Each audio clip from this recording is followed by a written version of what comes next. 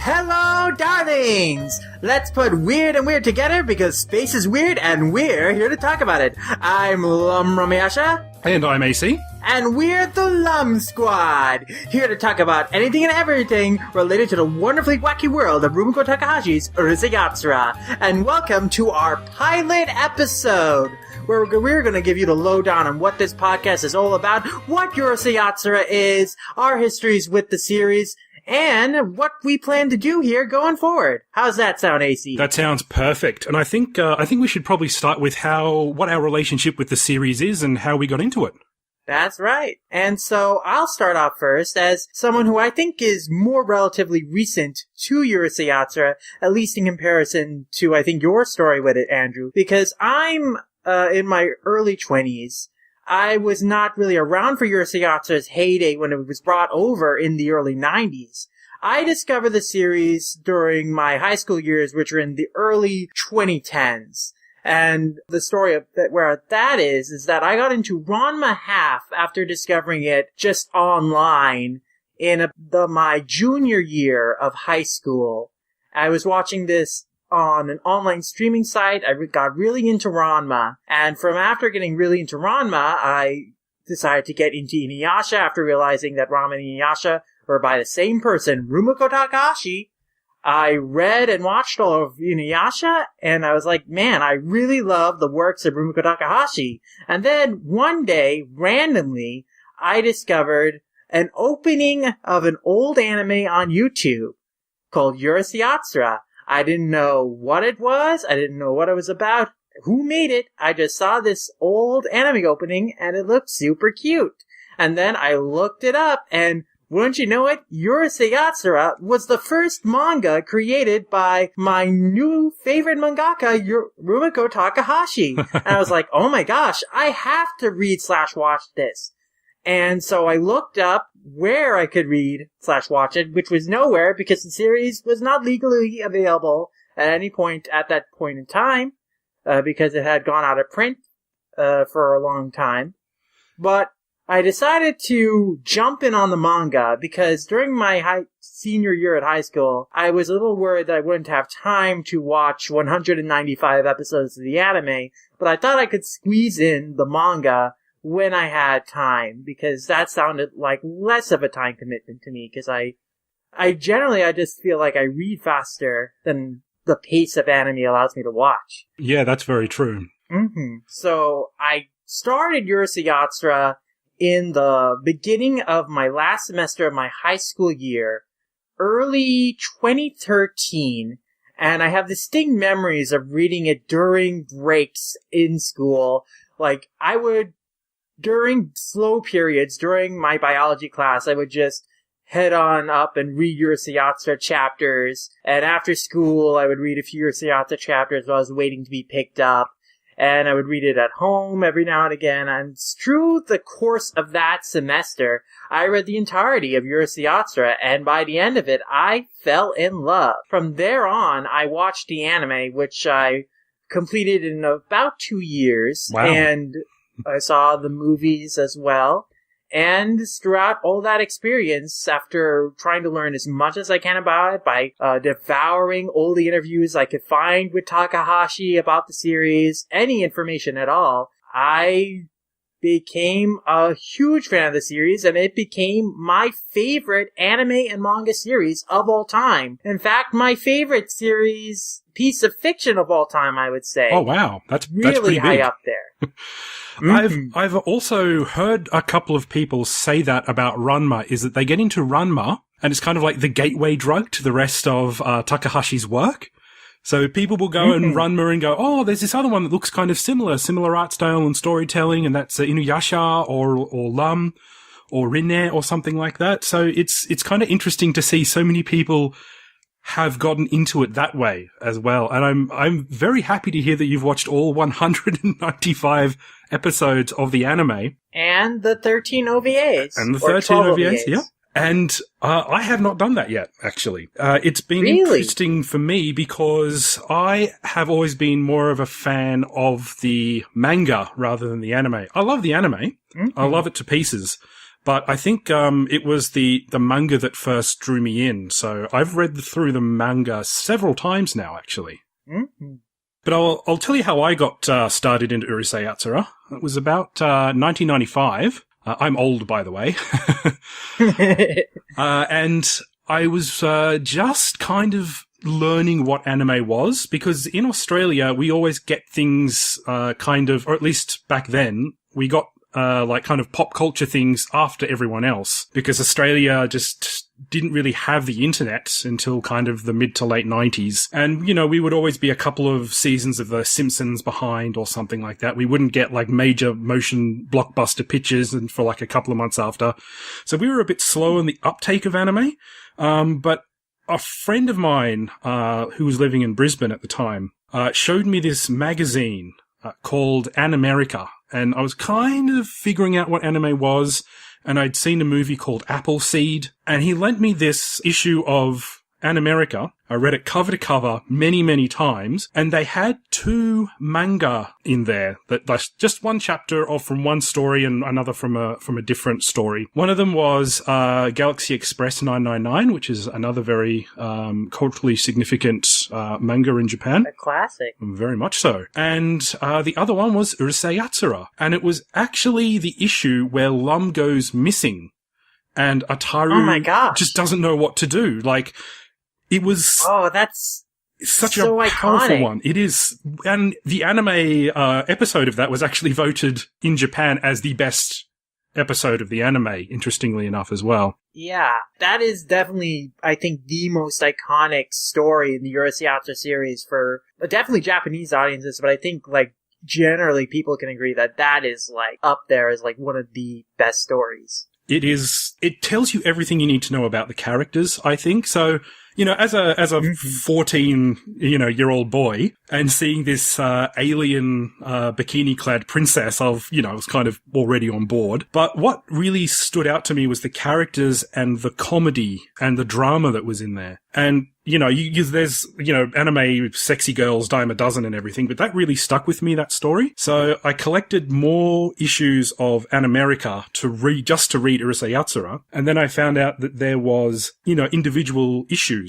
That was, I think, interestingly enough, rather than being stapled, those issues were actually bound like a book, like with glue and everything like that, and they had like little spines on them where you could actually see the title, which I thought was really unique as well. So after I got into Urusei Yatsura and started reading it, I got into more anime, and then I got into Ranma Half, and I got into the rest of Takahashi's works. And then I just became more interested in Japan in general, so much so that I ended up moving to Japan in 2003 for 7 years as an English. That's awesome. Yeah, and it all kind of started with Urusei Yatsura.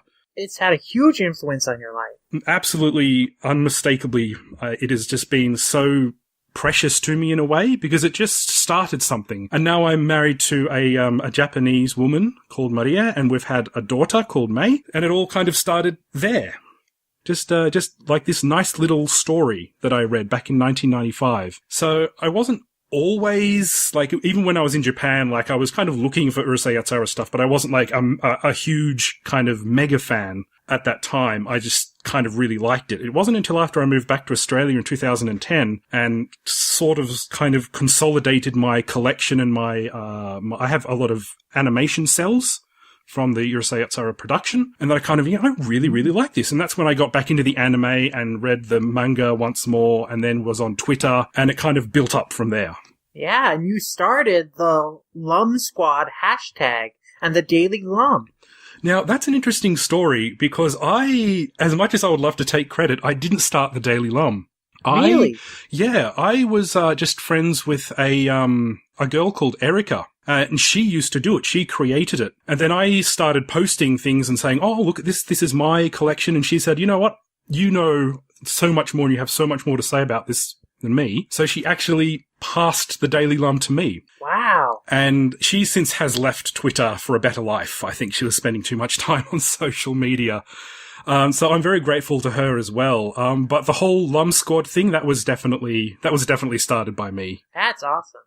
And you've formed such an awesome community of fellow Urusei Yatsura fans through the LumSquad hashtag. Yeah, and it's been interesting because we're all over the world. We're all of different races, different ages, different genders, and it's just fantastic to see all of these people come together with a common interest. And, you know, we do, occasionally I'll put on an episode viewing party where, like, late on a Saturday night, which I think is early Friday morning. Oh, no, I've got that backwards. Early Saturday morning.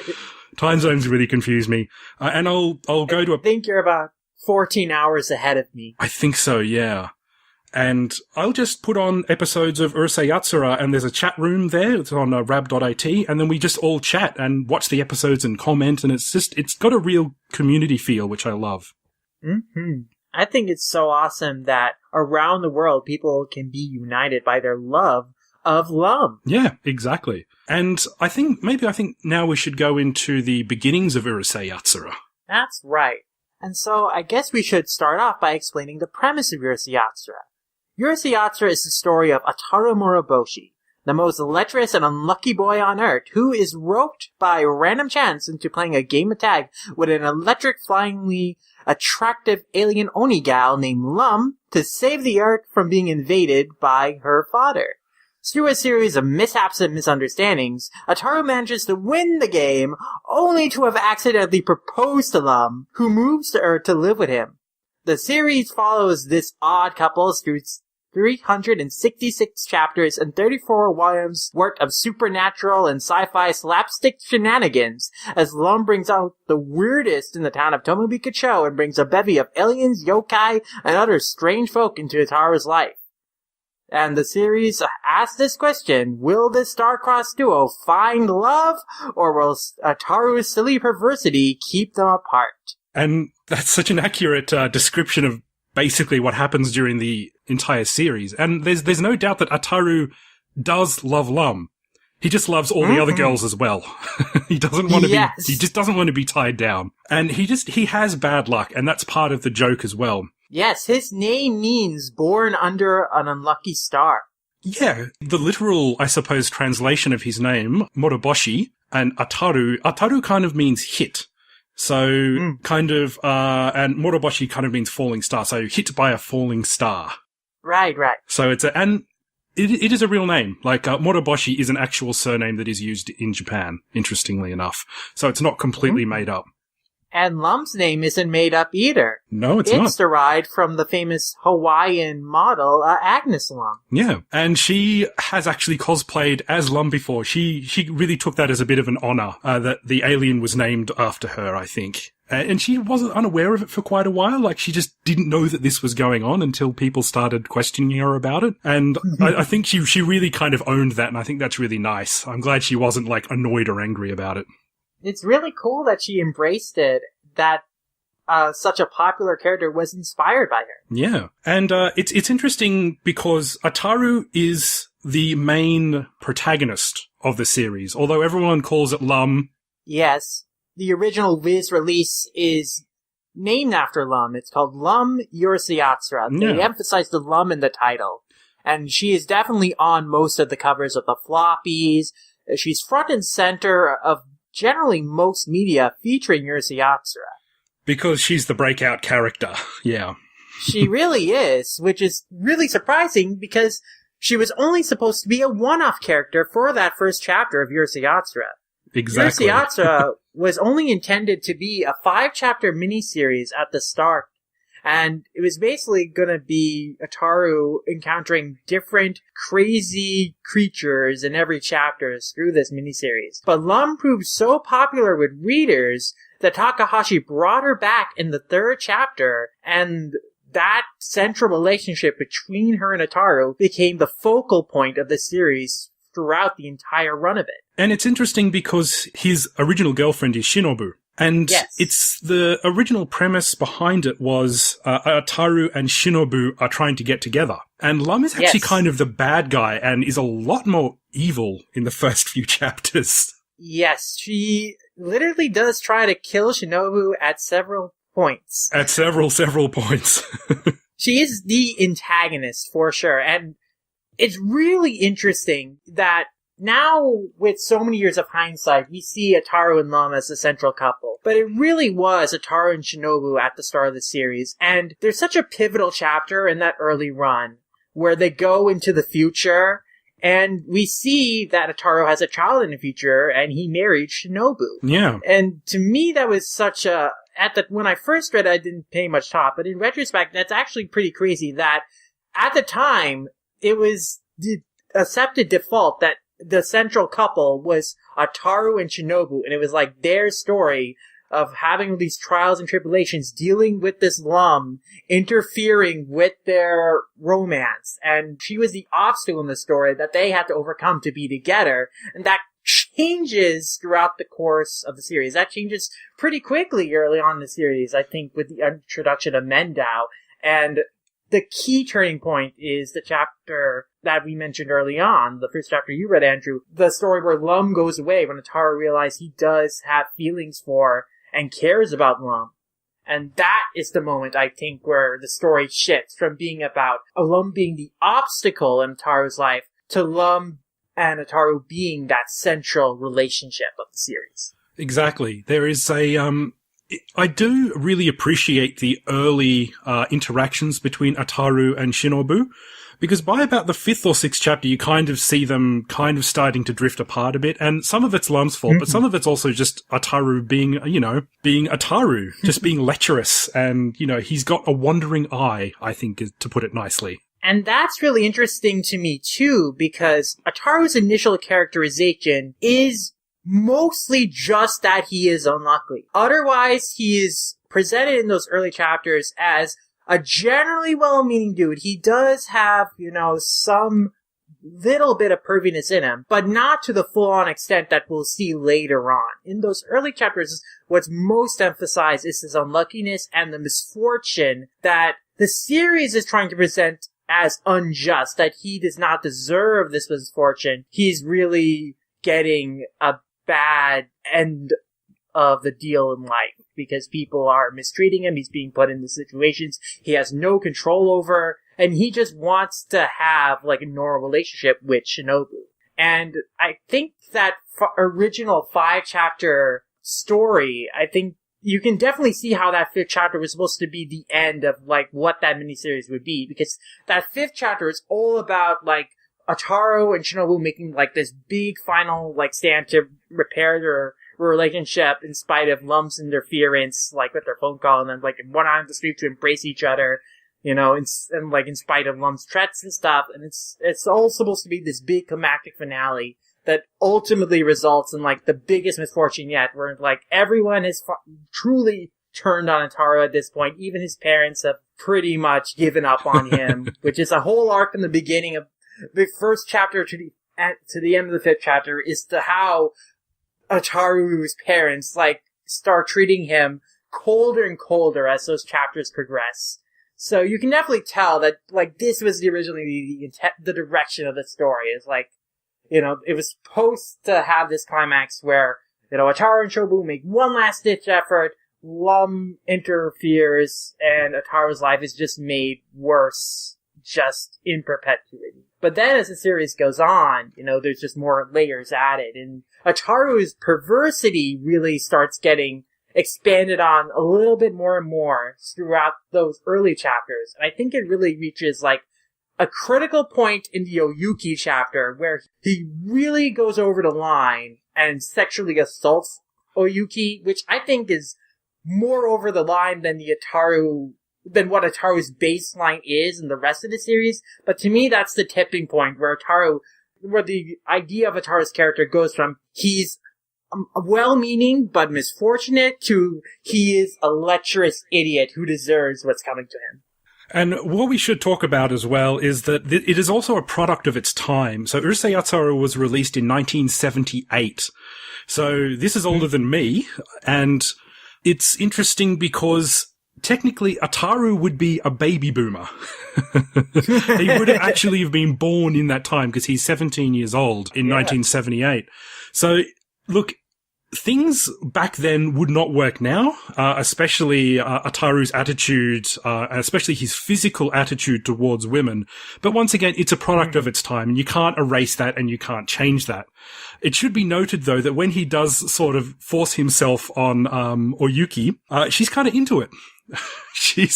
Yes. There's a line when we only just got started, like when when they're interrupted and a monster chases after him. So it's treated fairly lightheartedly, but it is kind of, it's a bit cringeworthy these days, to say the least.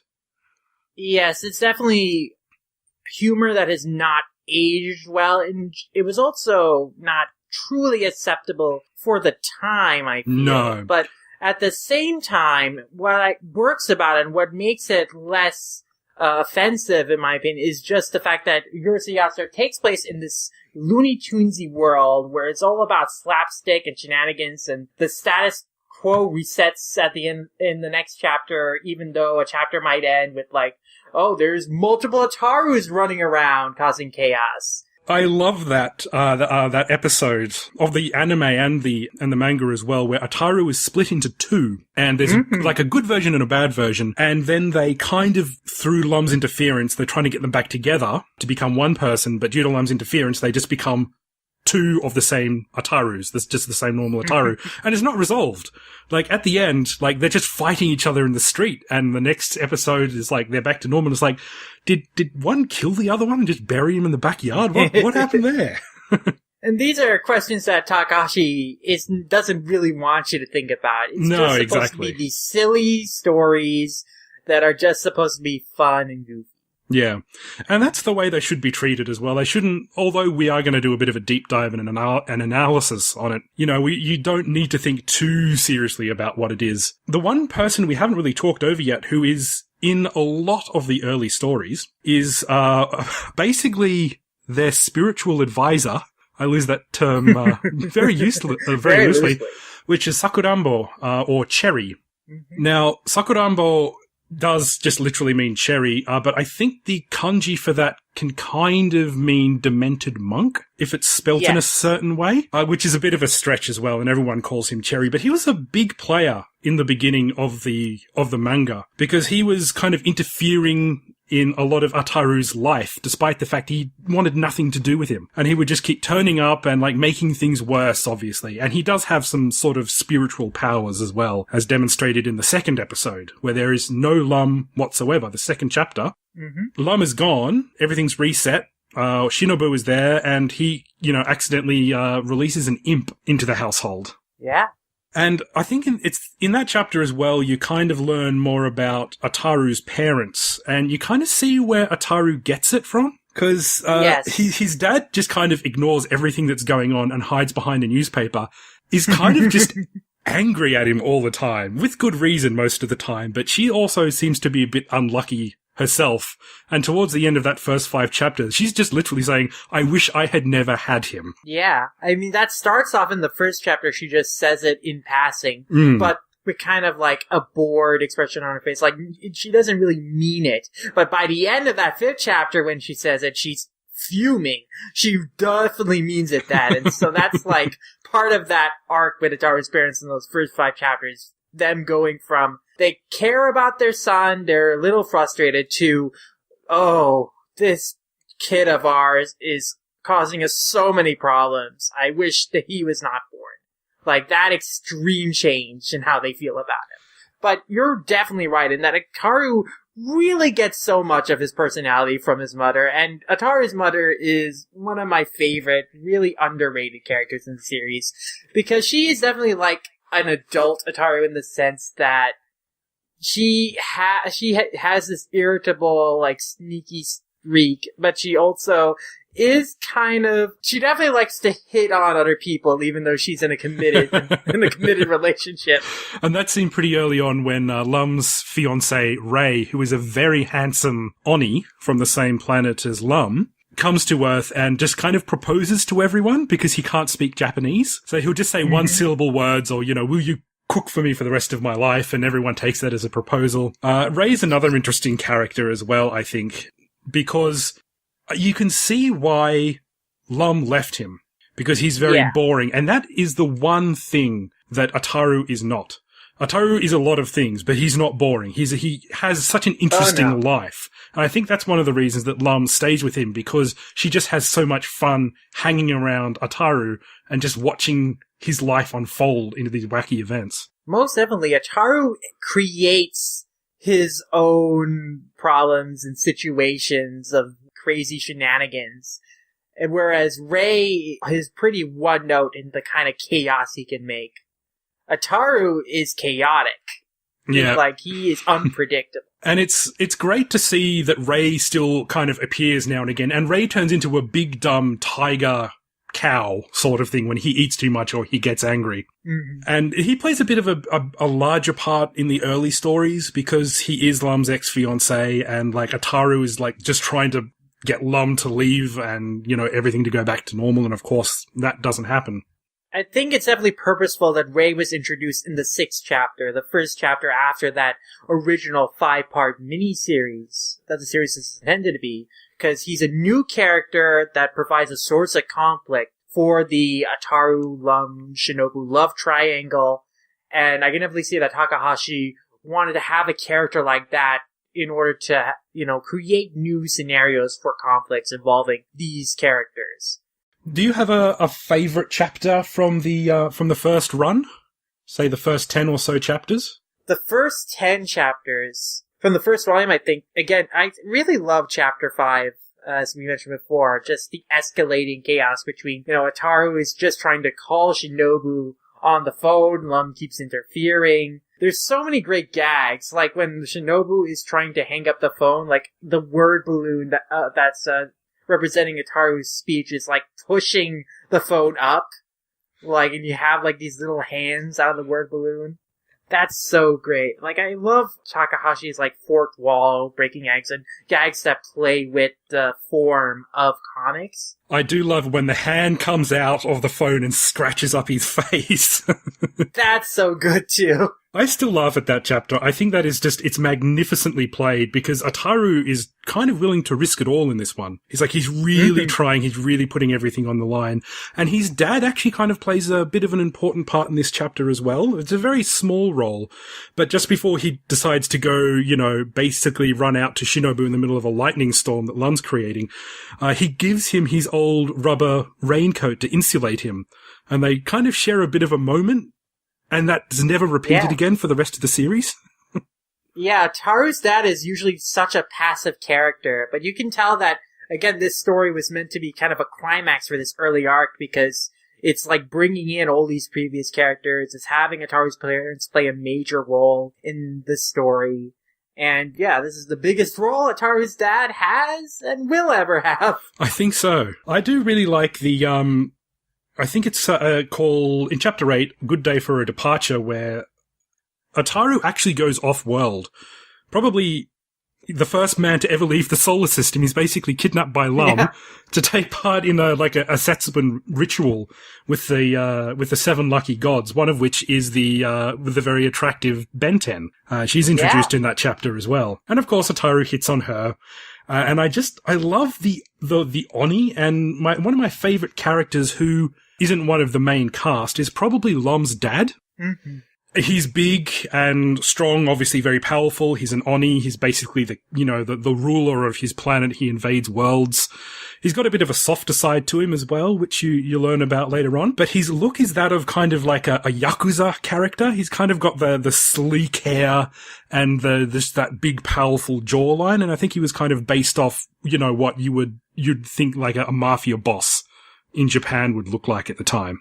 I think so too, especially since the conflict between the Oni and the Lucky Gods in this chapter is kind of presented as kind of like a turf gang war kind of thing. Yeah, exactly. And it does play off Japanese mythology there that, the 7 lucky gods are kind of the good guys and the Onis are the bad guys. Quote unquote. So yeah. In this situation, they're kind of on the even playing field here. I don't think you can say either side is worse than the other. But I do love it when they play around with Japanese mythology as well, because not a lot of manga really did that. And I think a lot of early manga that was translated to the West kind of shied away from that, worried that, people wouldn't understand the context of it. But here, like, this actually taught me about Japanese culture, and this taught me about what setsubun was as well, which is pretty important to me when I was living in Japan. Urusei Yatsura and Rumiko Takahashi's works in general really did give me such a deep interest in Japanese culture and like learning more about it, because she really loves to use Japanese folklore and mythology in her stories, not just in Urusei Yatsura, but every series she makes incorporates elements of Japanese folklore and mythology in it. And it always makes me want to learn more about what she's referencing and the history of it. Indeed. And the title itself, I've always loved. I'm glad that they're not calling it Lum in the West. They're actually just calling it Urusei Yatsura. Mm-hmm. And the other interesting thing is that there's no real direct translation for what Urusei Yatsura is, because even in Japanese, it's a pun. And it's a pretty bad pun at that. And Urusei Yatsura uses lots and lots and lots of puns during its tenure. A lot of it is kind of kanji based, but I think what's it usually referred to in the West? I think it's those obnoxious aliens is what it's usually referred to. And that's kind of accurate. That's probably as good as you're going to get actually translating that thing, because the sei in this point is urusei can mean kind of annoying, or it's like a harsh way of saying shut up. And the only kanji in there is sei, which means planet or star in that particular context. So the whole thing is a great pun if you understand what it is. But just calling it Urusei Yatsura is kind of unique, because it doesn't, there was no direct translation for it a lot of the time, other than just calling it Lum. At least in the early days. So did you want to talk about the recent release and how it compares to the older releases? I definitely do. First, I do want to note that there is an interesting translation note about the name Urusei Yatsura in one of the original floppies that Viz did for the series, where they describe that the literal title of Urusei Yatsura can mean those noisy, annoying people from the star Uru. Which is why generally, they've truncated it to those obnoxious aliens when they want to, refer to it in English. But also why generally they leave it untranslated as Urusei Yatsura, because, there's just no, catchy way to translate that. No, there isn't. Urusei Yatsura rolls off the tongue, is just so memorable to say, but, those, noisy, annoying people from the star Uru is a mouthful. It is. That's why I'm so happy that they've kind of kept it in its Japanese form as well. It's kind of, they're not making apologies to try and submit to Western audiences too much, which I think is good. Most definitely. And I definitely think that you can see that with the new Viz release of the series, even more so than the original Viz release, in which it is a very faithful adaptation and translation of the original Japanese script. Obviously, there are some changes and localizations to translate things that would not make sense if not left unadapted. For example, the famous joke in the first chapter where we have all these newscasters commenting in different languages, and many of them who are speaking the foreign language are saying things like, "This is a pen" in their language. But for anyone who doesn't know what they're saying, they would be none the wiser. So those are fun language jokes there. That was a particularly clever one, because that is usually the very first English phrase that Japanese students learn when they start learning English, which is always in school. And they always use, the first sentence they use is, "This is a pen." And even my wife was taught that phrase first in English. So, really? Yeah, so it's kind of a bit of a famous phrase in Japan, everyone knows it, but it's not a particularly practical or useful phrase. So when they did it for the new translation, they wrote "kore wa pen" or something like this, something like that in Japanese. So yeah, they did a reverse translation joke, which I thought was really clever. Yes, and in the original of this translation, they had that in French. Okay. Pen. So they left other languages the commentators are speaking in kanji, whereas in the original translation they had it written out in English and English letters, what they were saying, set ten, and then what the Chinese commentator was saying was also written out with English letters, But I think it was like actually nonsense gibberish. It probably the Chinese was. guy saying, Mu gu gai pan dim sum chow mein. Yeah. I know absolutely no Chinese, unfortunately. These are just references to Chinese dishes. I think so, yeah. Not nothing useful. Chinese food. So what did you think of the original Viz translation that came out in the early 90s? So the original translation took steps to adapt jokes that were steeped in Japanese culture and make them understandable for unaware, like, English-speaking audiences, like, cultural, like, concepts. So, a good example is when Ataru is encountering Lum's dad for the first time. In the original joke, it is that Ataru is throwing Setsubun beans at Lum's dad because he thinks, like, he's an Oni and stuff. So, it's a Setsubun thing. You throw the beans to get to ward off the ogres. But in the original Viz translation, because most Americans, English speakers, don't know what Setsubun is, they made it a Halloween joke. So they have it as Ataru is throwing candy at Lum's dad because he thinks he's some sort of trick-or-treater in denial and think he's some sort of trick-or-treater instead of like being this Oni alien. I think that's actually kind of clever to do that. I think that's too. Like, yeah, I mean, as much as you'd want to use the original, I think adapting it to that was actually kind of a bit clever. But Setsubun is actually kind of unavoidable because there are several chapters in Urusei Yatsura about Setsubun later on. They may not have been aware of them at the time that there would be Setsubun like stories as like a repeated thing. And it's just a throwaway joke. Yeah. They make cultural joke changes like that. One of my favorites in the first chapter is like Cherry's introduction. The original joke is that Sakurambo introduces himself and then says, "Call me Cherry," and like that, the joke is that, "What, you're making a pun on your name?" But in the original Viz translation, Cherry introduces himself as Cherry, and then Ataru asks, "Cherry, isn't that an unusual name for a monk?" And then Cherry makes his joke, "I chose it in honor of the monastic life. It looks soft and sweet from the outside, but once you get into it, it's the pits." Oh, God. And that's the joke. So they really rewrite the joke there and, like, make it longer and completely change it, basically. And there are many instances in that in the original translation when it comes to cultural jokes. This is where Viz's new editions differ, in that all the original Japanese culture jokes are retained and are not altered. So, like, Cherry's joke remains that he introduces himself as Sakurambo, and the joke is, oh, he wants you to call him Cherry, it's a pun. And there's a little asterisk there saying Sakurambo is Japanese for cherry. Yeah, so they have cultural notes in the first one. Like, they have cultural notes at the end of every volume that they put in this omnibus, like, to explain some cultural terms and context. You have, like, notes where, like, they explain what Setsubun is, they explain what the title of the series is, the significance game of tag, so they have all these explanations. So instead of rewriting the jokes, they leave the jokes as is, but then they add these notes that allow you to understand, oh, okay, here's the cultural context. This is what it's referencing.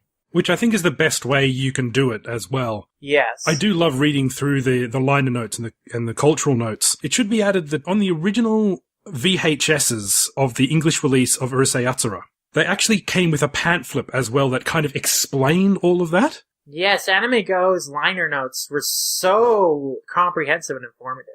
I think they were great. I still have the very, very first VHS that I bought at a great expense. It was about $50 back in 1990s money in Australia. That was very, very expensive for me at the time. I watched it so many times and I poured all over those liner notes just reading it. Oh, okay, I get this now. This makes sense. I think Anime Go did a great job of translating that series originally as well.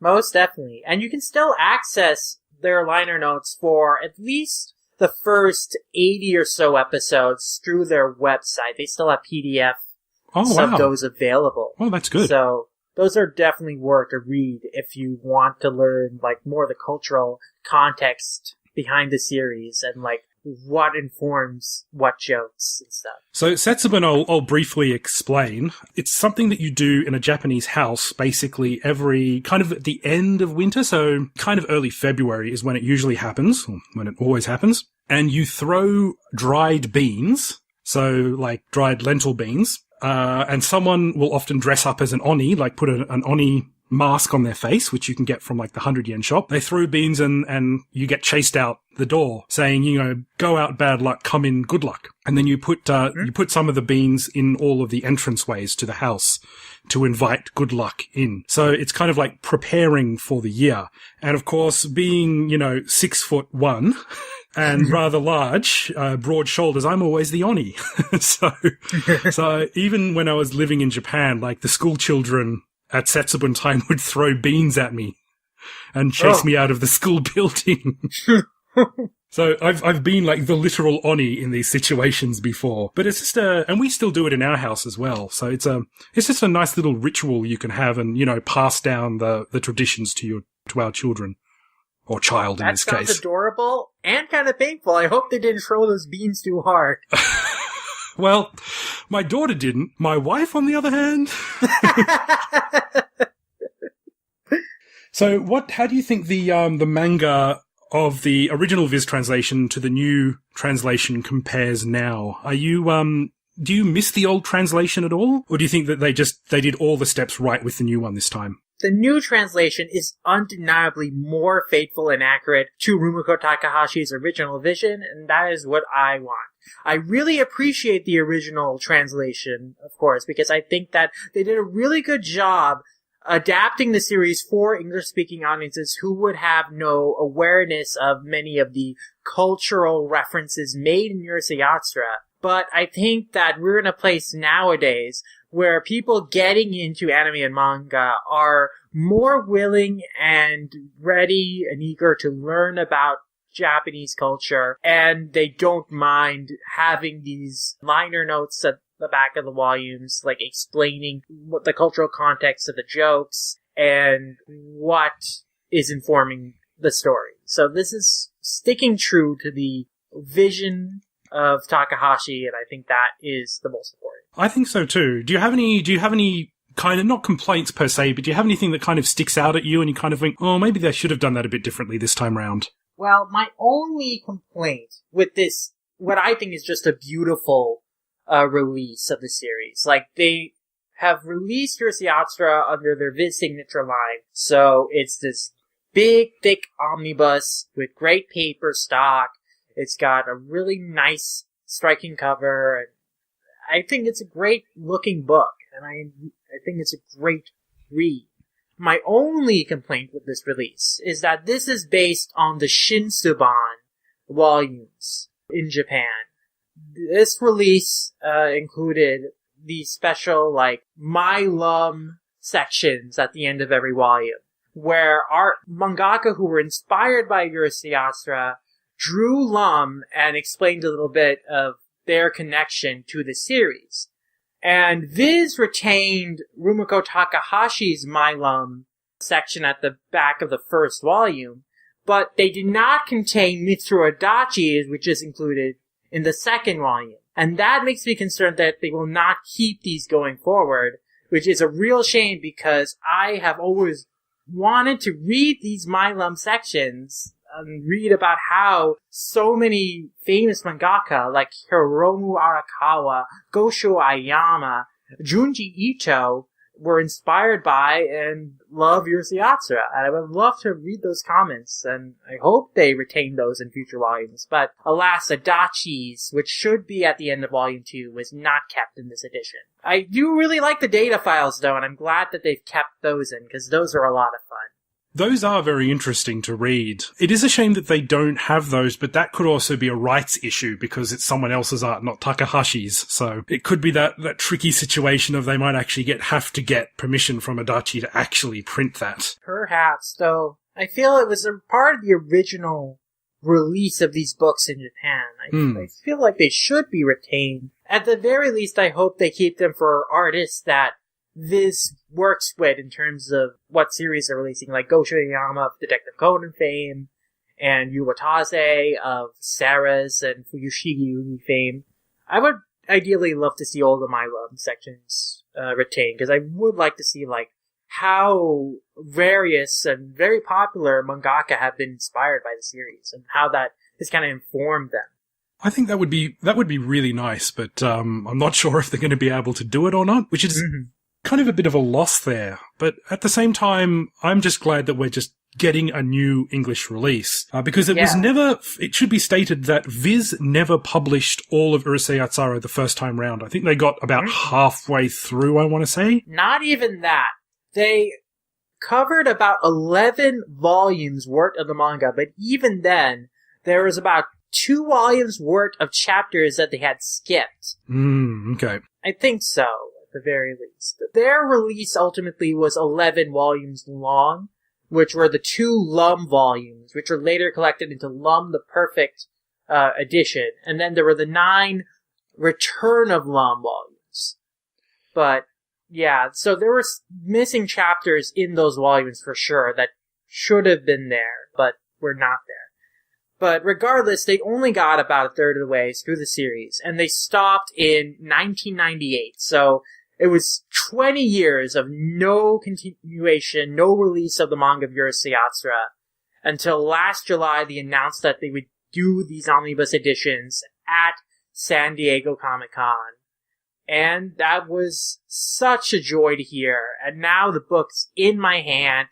Came out in February of 2019. They're going to be releasing these every 3 months, and I'm so overjoyed that we have this beautiful new release of Urusei Yatsura, which I'm sad that we don't have these My Lum sections, but, you know, that's such a small complaint when we're getting a re-release of the manga that will be completed in full. And I think that's really good that they're actually doing it all the way through this time as well, because I remember buying the very last issue of The Return of Lum, which is what they called it, and I remember reading the note at the back saying this will unfortunately be the last issue of Lum, and that was just like a normal standard comic. It wasn't even a graphic novel, and they were releasing them in that style by the end. However, there are fan translations out there of the entire series. Yeah, that's how I read it. Which is really good. And it's a testament to, you know, to show how popular Lum is. When I was living in Japan, secondhand bookshops are very prevalent over there. And secondhand manga is actually quite cheap. You can get a volume of Urusei Yatsura for about 100 yen.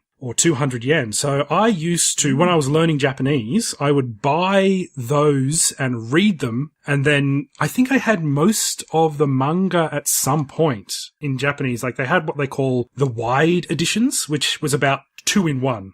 Yes. I have those editions as well. And I still have the first one, but I sold the rest of mine before I came back. And the good thing about that, a lot of manga, is that I'm not so good with kanji, which is like the really difficult Chinese style lettering, but they have a hiragana translation next to it. So if you don't know the kanji, you can still read the hiragana of it. And with the comic panels, you can kind of work out what's going on. So I did a lot of reading and I learned a lot of Japanese that way. So I'm actually kind of pretty familiar with a lot of how Urusei Yatsura was from those editions, which is interesting because people are saying, oh, some of these stories are out of order, or these ones have been taken out. And it all kind of gets mixed up in my head because I've read 2 different versions of it, I suppose. I have read the English translation, fan translation as well, all the way to the end. And it's a pretty good translation, I gotta say. Yeah. I went from the Viz translations to the new translations and didn't really notice it was a different until later when I was like, oh yeah, these early chapters that were mirrored, those were what Viz did. No wonder that they were mirrored. But yeah, I mean, I own the entire series in Japanese and I don't know Japanese, but like I love the series so much that I just had to have it in Japanese afterwards. But I've reread the series several times myself, and I'm glad to have like a new official release that will cover the entire series in English for the first time. Indeed. It's wonderful to get our hands on it. I'm not even actually sure what the release schedule is for these either. I don't know like what the space is between. Every 3 months. So the next volume is going to come out in May 2019, and the next one after that will be August and then December. So it'll come out like every 3 months. Oh, nice. Okay, that's pretty good. And they're not terribly expensive either, which I really appreciate, because some manga are like, especially the new ones that are coming out, they kind of are really getting pricey in Australia at the moment because our exchange rate isn't so good. So sometimes I look at those prices and just go, oh, maybe I should just like buy the cheap version in Japan. Yeah, I mean, the Japanese volumes are quite expensive. I also bought the first 2 volumes in Japanese on Bookwalker, and they were only like $3 each, which is quite a good deal. Very good. But yeah, the volumes available on Bookwalker are the Shinsobans, which the omnibuses are covering. So it's a really nice point of comparison to just flip through those and then compare with the new omnibuses. And you mentioned something that they were mirrored, and that's actually a pretty important point, because what they used to do with manga when it was being released in the late 80s and early 90s, when it started to become more of a thing in the West, is that they would basically turn everything back to front. They would create a mirror image so the books can be read from the normal Western perspective of left to right. And at some point in the early or mid 2000s, they went, oh, bugger this is too hard. And they just had a note at the end of the book or the beginning of the book, if you're reading it Western style, to say, don't read it this way. Go back to the other side of the book. This is how Japanese people read. Yeah, it was definitely confusing to me as a kid when you had multiple series that they had some books that were flipped and then there were some books that were unflipped. So, I think Ranma was all flipped. I think they released the entirety of Ranma. Yeah, first times through, Ranma was all flipped. But Inuyasha, that was flipped for like the first 30 or something volumes, and then they unflipped it for the remaining volumes. So that was kind of confusing. Dragon Ball as well, they had it flipped for the first couple of volumes of both like Dragon Ball and DBZ because they split them into 2 series, and then at some point they just started releasing them all the correct way. So reading manga as a kid, I was like, this is confusing. Why are some books you have to read it this way, why are some books you have to read it the other way? I'm just really glad that they kind of presented them in their original state, because I think that's also kind of important. It's probably less work for them as well, because mirror imaging all those chapters, especially using early 90s technology, must have been a huge pain in the ass, I reckon. And because they were rewriting jokes and they had to redo all the sound effects, there was a heavy amount of redrawing in those early Urusei Yatsura chapters that Viz did. All the stuff they did in the 90s, like the pre-digital era. They lettered all the sound effects by hand. Oh, yeah. And they lettered the entire thing by hand, so you can definitely notice where they have to redraw word balloons and redraw pieces of art in these series. Which is another reason why I really like this new re-release, because with that early release, because they had to enlarge word balloons and stuff, or change sound effects and stuff, there's a lot of the original art that is obscured or lost, but with this new re-release, everything is retained as it should be. Sound effects are still redrawn, but they're still done in a way that it's not obscuring art that you could see in the original Japanese. And do you still think that they should have redone all of those sound effects? Because a lot of manga out there, and Evangelion is a good example of this, they just left all of the original sound effects in, which were mostly katakana. They just left those alone and left them in there. So do you think they should have left it alone, or are you glad that they redid them in English? I wouldn't have minded if they left them alone.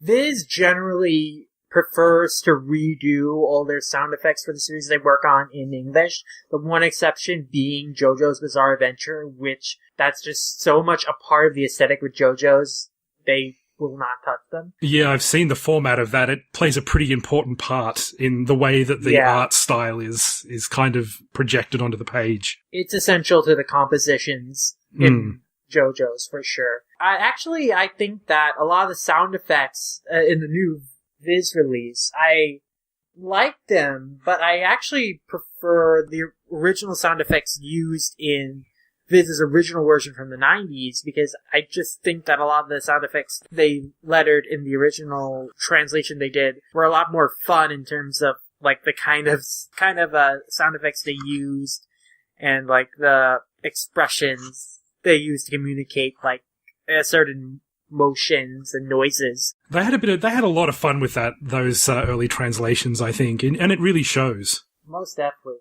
There is, like, something notable with this change of sound effects that is not retained in the English version that's present in the Japanese. Is that, like, Takahashi has this tendency to, like, elongate her sound effects. Like, where there's, like, a line in between, like, the first couple letters of the kanji and the last to, like, give this sense of, like, it's like adding, like, multiple different O's in a zoom. Yeah, yeah. She does that a lot with her sound effects in, you know, the original version. But, you know, that is not really retained in the Viz version so much. So I thought that was kind of a shame, because a lot of, like, that line she draws to emphasize that the sound is being elongated, I think is often used in a very artistic way, that it draws the reader's eye to where it needs to be in a panel. For, like, when Lum is arriving in, like, that first chapter, there is, like, this sound effect that is, like, leading you to, like, the bottom of the page or whatever. So it's, like, leading you to where you should look. Like, seeing, like, the impact of, like, all these people, like, going yikes and stuff. Whereas in the Viz version, you have this rumble and this flash, but, like, my eye doesn't, like, immediately go right down to the bottom of that panel, like I do with the original Japanese, where that sound effect, like, really directs your eye to, like, that impact moment at the bottom of that panel. It's all part of the composition, and it's difficult to understate or overstate how important onomatopoeia is to Japanese people, because they love sounds and they have a whole vernacular about what things sound like, and they sound to Japanese people different from how they sound to us, which is interesting. So we think a pig goes oink oink. That's how we say it in English. But to them, they say a pig goes boo boo. Mm-hmm. So it's kind of interesting, and they just love sound effects, and it's become so much part of the composition of panels and the way that mangaka really actually take it into the way that they make a page, and it becomes part of their art, effectively, a lot more so than we do in the West. Most definitely. The one thing I was going to mention, which I found a little bit odd in the translation, and I think they've done a fantastic job, but at one stage they say, they kind of translate Oni, which is Lum's species name, to ogre, and while that is pretty much the most direct translation you're going to get, I can't help that might bite them at some point in the future. I definitely think there's Oni-based puns that they're going to have to rewrite. Yes, there definitely are. And, you know, Oni, in the terms of Japanese context, becomes a big part of it, because this is the Oni that is haunting Ataru's life. You know, she's living in the house, so in the Setsuban sort of way, they can't get rid of this Oni that's in there. And ogre's not a bad translation. I just kind of wish they just said Oni and then just had like a little asterisk saying Oni is Japanese for ogre. But that's, I think, my only one little thing that bugged me a little bit, I suppose. But other than that, I think it's a fantastic translation. I definitely agree. I'm very happy with it. I really have to give kudos to the team at Viz responsible for this new release, because they just did an amazing job with it. And I know that so many people at Viz have been wanting to re-release Urusei Yatsura for a long time. I remember I talked with a Viz representative at New York Comic Con a few years ago, you know, about, you know, whether they would ever think of re-releasing UI. And they say, you know, it would come up every now and again, but, like, there were no plans would ever move forward. But I'm glad that finally, you know, someone decided that, no, this needs to happen, and we're gonna make this happen. And I think because it's part of their signature collection is how they managed to get it to work. Because releasing, it had 29 volumes or however long the original 34. Release was, 34. That's a concerted effort. This way they only have to release, you know, a lot fewer than that, 17 more. So I suppose now we should talk a little bit, we've already got an hour, but we'll talk a little bit about the cultural impact of Urusei Yatsura. Mm-hmm. Urusei Yatsura, I think, is like the Simpsons of anime and manga in terms of its influence on the comedy that we see nowadays replicated and popularized in most anime and manga. A lot of the slapstick, a lot of kind of the cliches, the jokes, I think were codified in Urusei Yatsura, and this is kind of like the primordial state of it. I think a lot of people often point out that Lum was the first waifu. And I'm not a particularly big fan of that term, but she was this breakout character, this like sexy, yet sort of pure and innocent sort of thing that people really got attached to. And there were popular Lum cosplayers back in the 1980s. And cosplay isn't so much of as recent as people think it is. You know, there were groups of people doing it, not just in Japan, but also in America in the 80s as well. And they were cosplaying Japanese characters. In terms of the cultural impact, I think the manga in Japan definitely had an impact for readers at the time, so much so that they made Takahashi basically bring Lum back in to the manga. But I think the anime itself is really what blew everything out of the water. This is 195 episodes, which is the most of any of Takahashi's anime adaptions. I think Inuyasha might come close. Inuyasha comes close with 193 episodes if you include Final Act. But that still falls short of Urusei Yatsura, especially when you count the OVAs, which add to the episode count. And the anime did a lot for anime adaptions as well. One of the interesting things that it did was actually use pop songs as the title sequence. So everyone in Japan knows, even if they've never seen an episode of Urusei Yatsura, they know, number one, who Lum is, because it's still very pervasive through the culture, and number two, they know Nama no Love Song, which is the original theme, because it starts off very, very fast and very peppy. And occasionally I will see on Japanese television when I'm over there, I usually go over there for a month every year, they have game shows and they'll start playing the start of some famous anime, and you have to guess what it is immediately. And the ones that always get guessed immediately are Evangelion and Urusei Yatsura.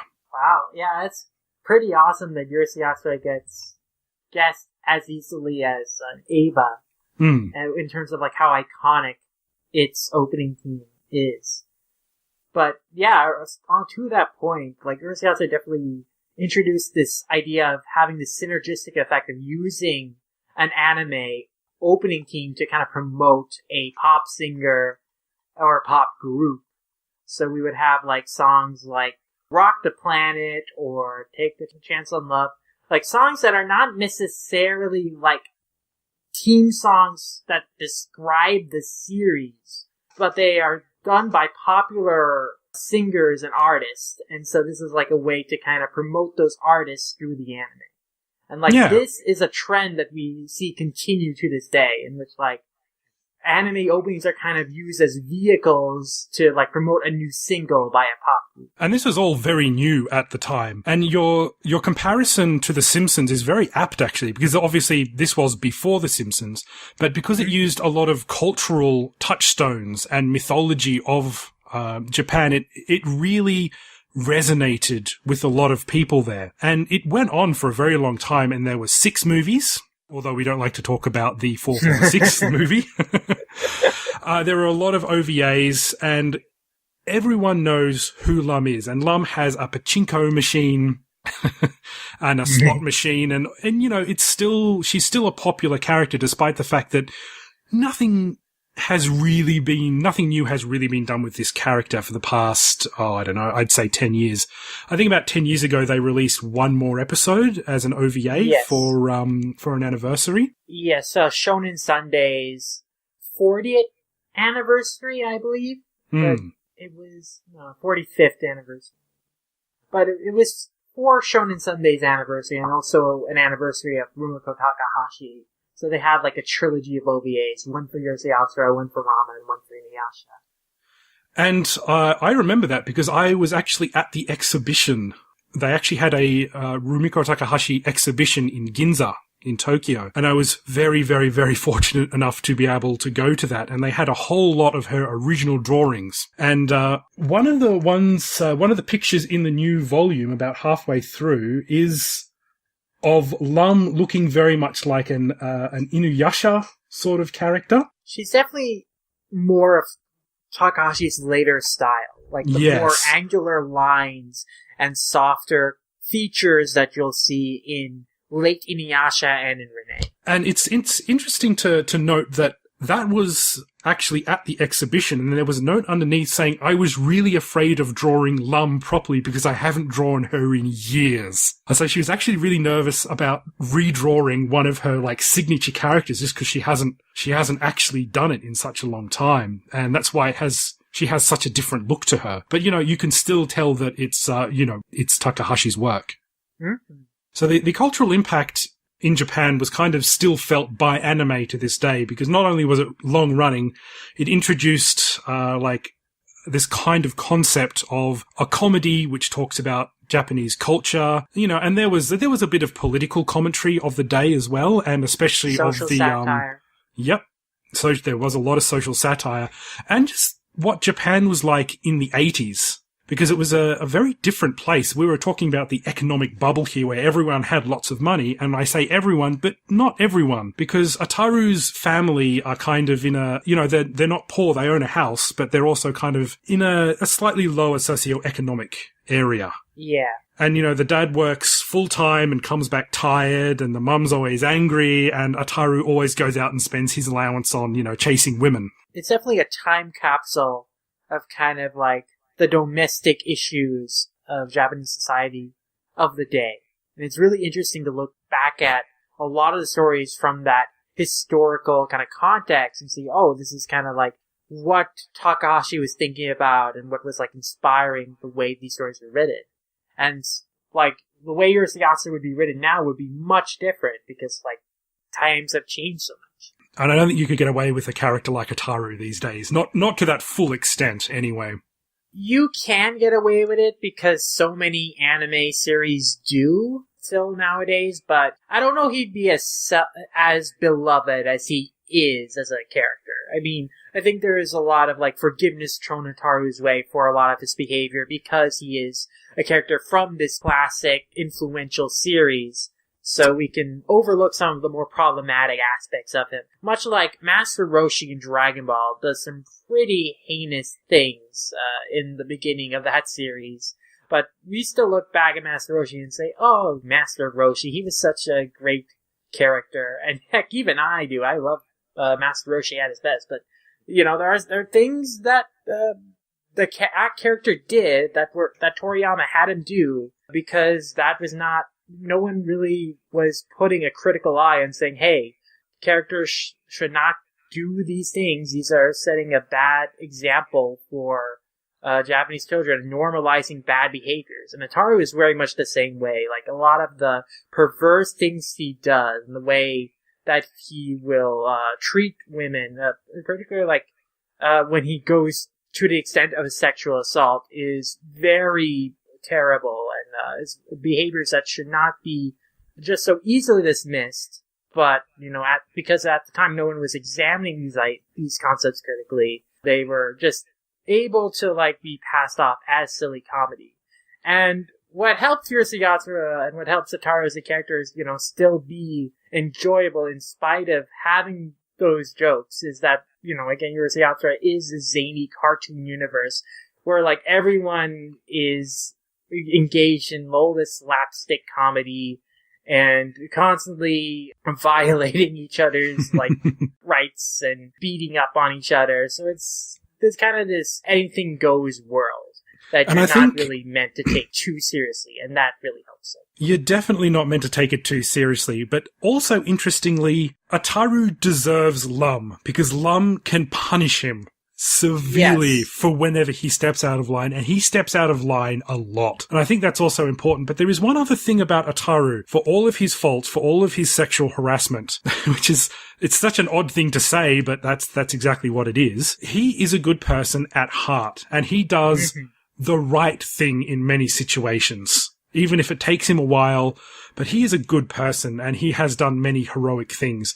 And I think that's the difference between him and when you meet Mendou a bit later on. Because Mendou is just basically a rich version of him. He's just more suave, and he's handsome, and he can get away with it. But in the end, Ataru really pulls through in a lot of ways that just Mendou never does. Yeah, there are layers to Ataru's character. He is more complex beneath his surface, and when you start to peel back those layers, you can see and understand why he might be doing the things he does, and see that a lot of the things he does, a lot of his moments of stupidity, his moments of extreme perversion are kind of acting out in a way that's kind of interesting to, think about. But with Mendou, he is a much simpler character. What you see is what you get, and there is not much more to him than that. No, that's very true. An incredibly enjoyable character. But whereas Ataru is a good person beneath the facade of bad behavior he puts up a front of showing, Mendou does not hide. I mean, Mendou makes a pretense of being a better person than who he is. But there really is not much more than what you see him do. There is no, moments of surprise with Mendou and how he treats people. Maybe a little more so in the anime, where he has some more moments of intelligence and emotional depth, but definitely in the manga, no, he's a much simpler character. He is, and he is meant to be just the antithesis and also, the two sides of the same coin to Ataru. And he needed a human antagonist towards him, and those two do work together. Usually to perv on women, but they do work together occasionally, and I do like those episodes when they work together, because it kind of shows you how similar they are. But there is one point in the manga, and I remember this very clearly, because Mendou is kind of a pest, and he's a fun character and everything, but at one stage I think it's one of the later chapters in the manga, Ataru is tied up, and Mendou, with his sword, literally tries to kill Ataru. He kind of usually tries it, and Ataru just does the cool, slapping of the sword, catching of the sword with the palms of his hands. But there's one point when he's tied up, and Mendou is just going, this is it. This is the only chance I'm going to get to bloody well finish this right now. And that kind of shows you the kind of character that Mendou really is at heart, because he could get away with it because he's rich. Yeah, I mean, a lot of these characters would not think twice of throwing the other under the bus or downright killing them, as we mentioned before with Lum. And this is just a silly Looney Tunes-esque universe where, they'll do horrible things to each other, but at the end of the day, it's well. That's the way it goes at resets. Yeah. We're on good terms in the next chapter. So what I will finally say is that when Ataru does have these moments of chivalry, when he you do peel back the layers and he does something very noble or kind-hearted, which he does more than you'd think, you kind of begin to understand why Lum stays with him, because she obviously sees that from the start with him. She sees that he is a good person deep down and just wishes that he would stay noble to her, but of course he has other ideas. And it's not just the fact that he's interesting and things happen around him, but she really is attracted to him on that deep, deep level. Yeah, Lum knows the person Ataru could be, and really is, and she wants him to be the best person he can be. There are times where Lum does forget or think to herself, why am I still into Ataru? Why do I still cling on to him? And then it's those moments where she's reminded, this is why, because Ataru can be really kind. Ataru is always fun to be around, and I really do love that there is a deeper reason for why Lum still hangs around Ataru when, the setup is just originally all meant to be based on a misunderstanding. There wasn't meant to be anything deeper to it at the beginning of the series. But not at all. As it was developed, these characters truly do understand each other and become emotionally invested in each other in a deeper way. And the core conflict of the series to me is the challenge of growing up and embracing adulthood. And so that, to me, Ataru, confessing and admitting his feelings to Lum, and, giving up on his playboy ways, his, skirt hunting ways, and, just staying in a committed relationship with Lum, is, the sign of adulthood, the thing, he's trying to avoid. Yeah, and that's very true. And if that happened, that would be the end of the series. Yeah. And it kind of does happen in the final chapter, a little bit. But it is notable that Ataru, throughout the series, unlike Takahashi's other characters, Ataru just does actually say he loves Lum. He says it several times. But he also loves all the other girls as well. There's always a caveat of, Lum will say, don't you love me? And she goes, yeah, I love you. You're awesome. But, I also love Shinobu. I also love Sakura. I also love Benten. This is another thing, though, that, that starts off being true that Ataru loves Lum as much as the other girls. But over the course of the series, he begins to, realize to himself that what he really does love Lum more than other girls. Lum is truly special in his heart. To me, such an important moment for Ataru's character is Inaba the Dreammaker, where he sees his dream that he has this harem, and this is a dream he's created himself, but Lum isn't in this harem because in this future dream that he's created, his terrible behavior has driven Lum off. And so he's incredibly frustrated and upset at himself. And you have to keep in mind that this is the future Ataru himself, dreamed up. He created it. It should not have gone wrong if he had created it the way he intended to, because we see Shinobu's dream, and Shinobu's dream future is exactly the way she intended it to be. And with Ataru, though, it's gone wrong because, to me, that reflects, this deep subconscious understanding that he can't have Lum and have other girls. He has to be committed to Lum if he's gonna truly be in a relationship with her. And that's, this struggle that he is dealing with through the entire series, and that kind of culminates in the final arc.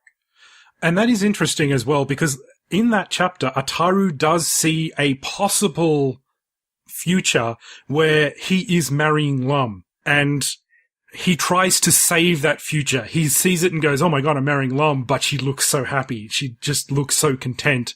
And he tries to save that future. And that future actually is actually destroyed. But it doesn't matter because Lum says, I saw what you did. You tried to save our future together. And that's when you realize that even though he couldn't save that particular future, it doesn't matter. Because he did the right thing by Lum in the end. And Lum saw that.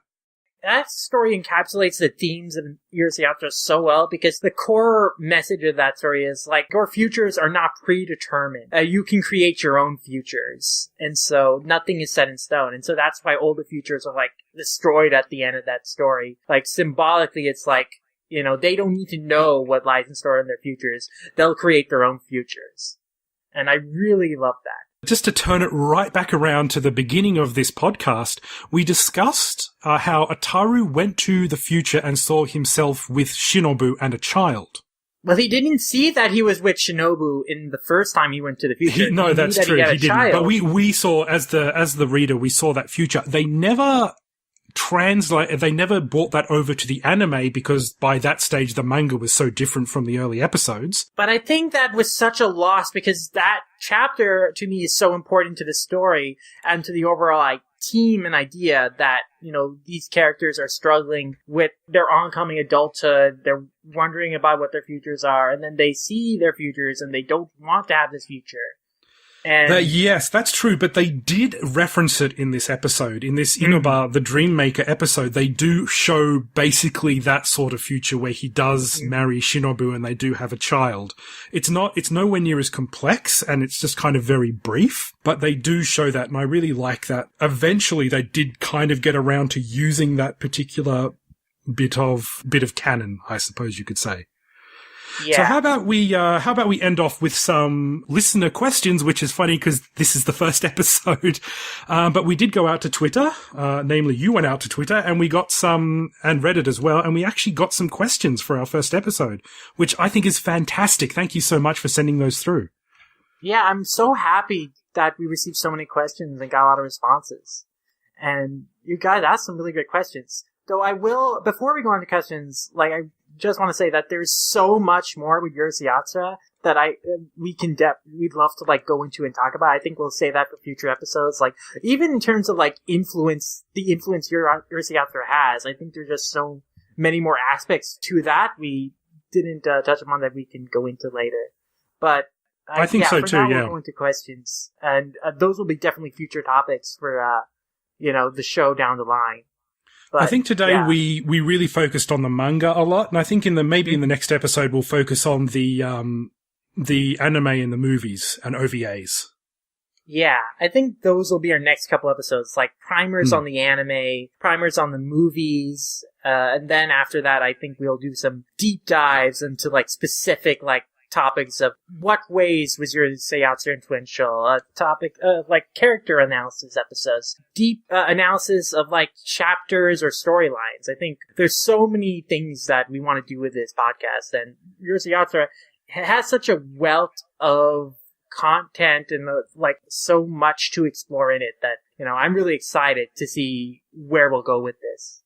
Yeah, me too, definitely. I think it is a very deep well that we can go down, and I want to talk about the fandom and collecting, because that's one of my hobbies as well. I'm an Urusei Yatsura collector, and I'll talk about that in future episodes. So what we'll do is I'll read out some of the questions we got on Twitter, and you can read out some of the questions we got on Reddit. Sounds great. Okay, so our first question is, why am I obsessed with a manga twice as old as I am? Alternatively, why does it still hold up today? I think we've touched on that quite a bit, actually. There's a timelessness to Urusei Yatsura, because although it is a product of its time, as we've stated, you know, there's no like Japanese 80s computers or Famicoms or anything like that. It's just a house with the characters, and the characters are timeless. Much like great Looney Tunes shorts, and much like great entertainment of any era, the characters and stories are rooted in recognizable and relatable things no matter where you are. They're truly universal. And so the conflicts in the stories told with them, there's so much enjoyment to be had out of them, because you can connect with and you can relate to what the situations are, even if there are like cultural differences. Like the very core emotional heart of a story, or like the very core idea of a joke, or of like a little skit, you can understand and appreciate. Indeed. Right, on the next question. I'll have to edit this one a bit. On a scale of 1 to 10, how effable is Mendou? So this comes from a person who really, really loves Mendou. This is Buddy Buddy Tune is really, really obsessed with Mendou. Can you answer this question? Come the Forever. That's the one. So this is Amber. Amber has, sorry, I do love his tweets, but sometimes they go in a very, very bizarre direction, which is like, why is this on my timeline? So I don't think I can answer that question, because I think Mendou is kind of what he is. He does have a slight depth to him, and you find out more about Mendou's past and why he's afraid of the dark and everything, but he's kind of there to serve as a foil to Ataru in a lot of ways. And as you said before, what you see is what you get. Mendou is a different character between the manga and anime to me. In the anime, Mendou is given, like, more emotional understanding. Like, he is more aware of other people's feelings, and he is more, like, insightful as a person. Whereas manga Mendou is just as much of an idiot as Ataru, and lacking any emotional understanding that Ataru has. So they're kind of like different characters in terms of these different interpretations. But in terms of like how attractive Mendou is to me, he's not really attractive as a character to me. Okay, next question. Do you consider Ataru and Lum married or just fiancés?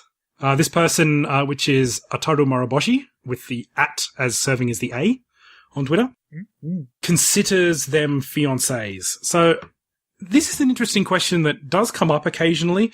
In the anime, they definitely say they're married, and I think Lum just says that they're married. Yeah, I think a lot of the time just says that they're married. Like, they don't have an official wedding ever. So they're basically just fiancés. They're basically like engaged to be wed, but the wedding hasn't happened. Like, it hasn't been made official yet. I don't think they've like signed any official document saying like they're a married couple or anything.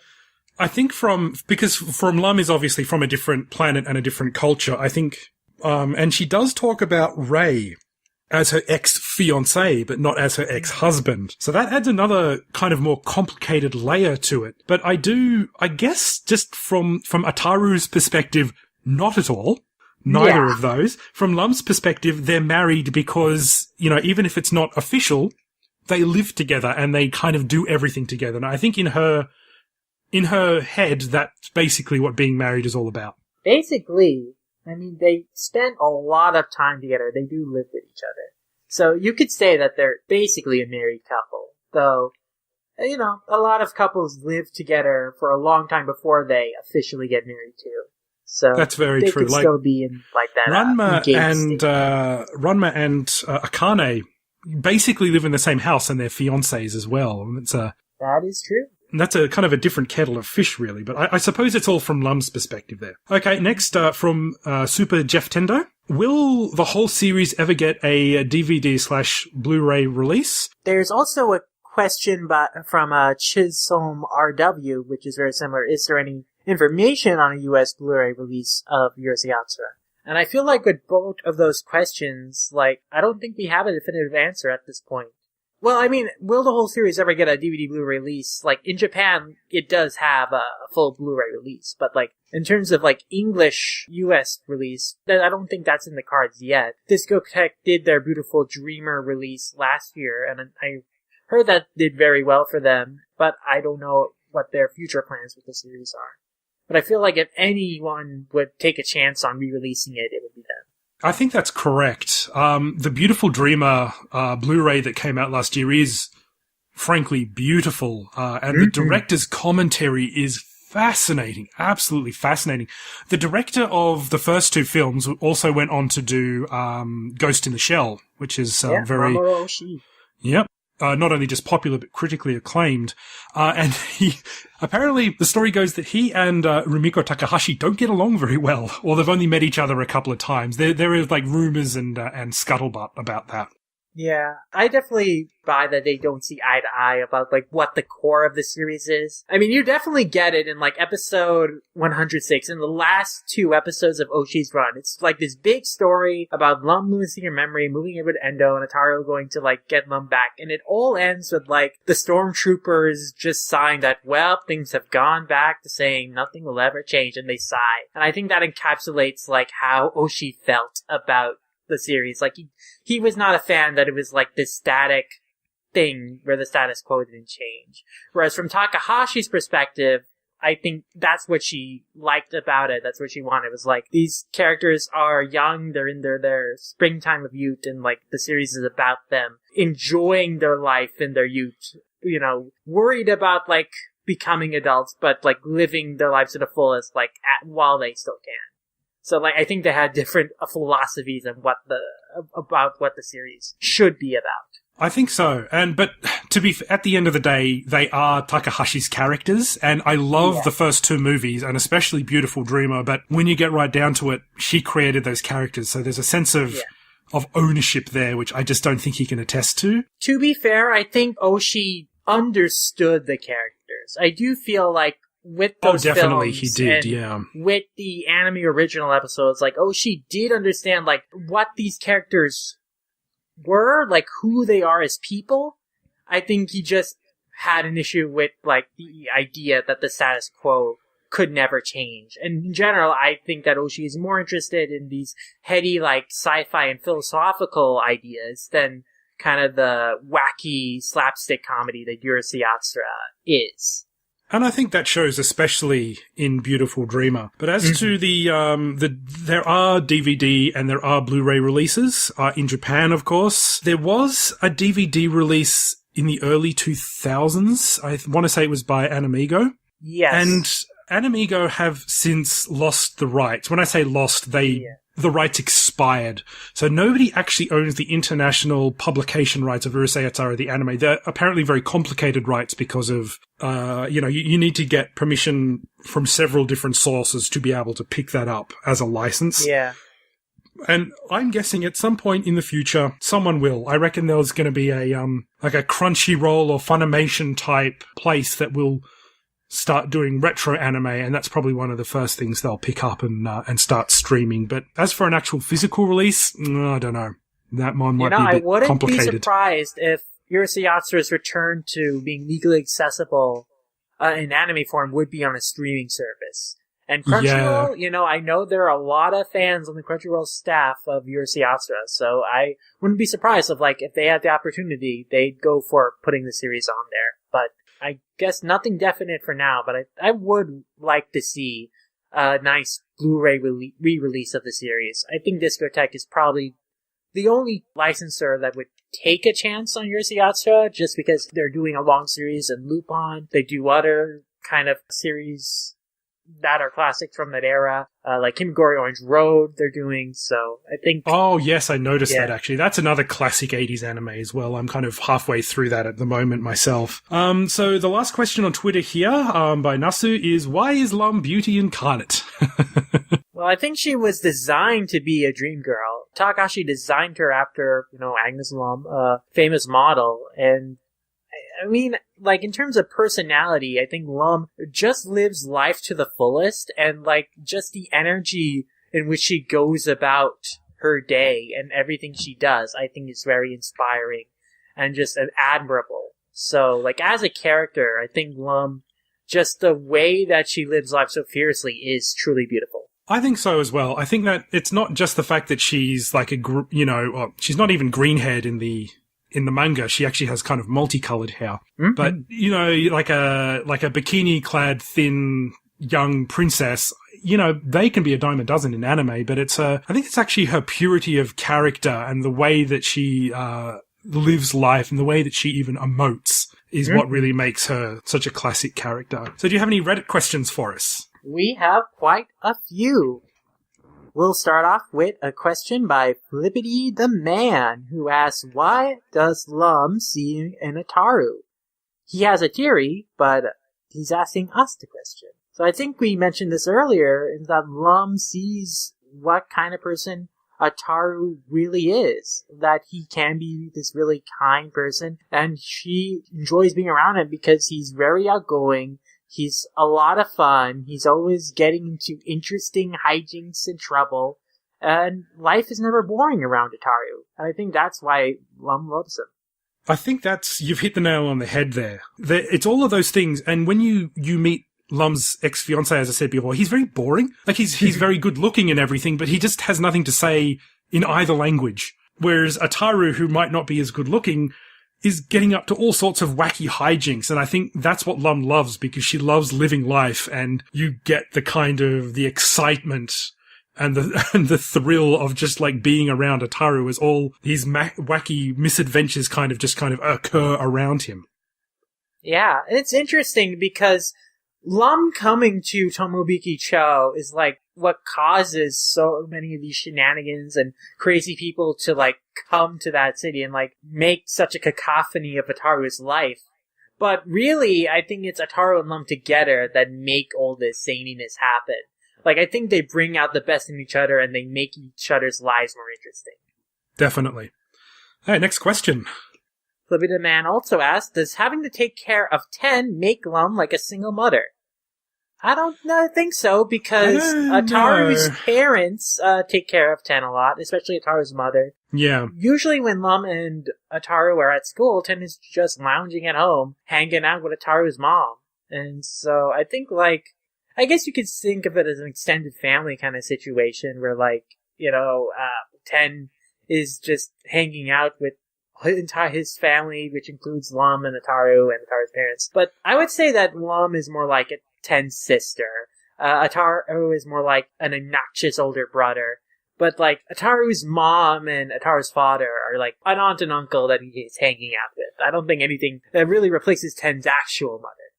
No, and that's not so uncommon in Japan. Like, several generations and several different branches of the family tree, as it were, do often, like, live in one house. And that was a lot more true back in the 70s and 80s and before that in Japan, when there was a bit more space where people could live. But I don't think she's like a single mother. Ten kind of can take care of himself. Yeah. He's quite capable for such a young kid. He has his own spaceship, so he can travel around anywhere he wants to. I love that little spaceship, that little duck potty spaceship. It's very, very cute. Yeah. Yeah, Ten's a real go-getter. But, yeah, the next question comes from King Ryoka24, who asks, what is the best episode or multiple to show a newcomer aside from the pilot? In terms of the anime, I reckon the best episode to show someone new is actually that episode where the Lum stormtroopers try and set up Ataru with an imaginary woman.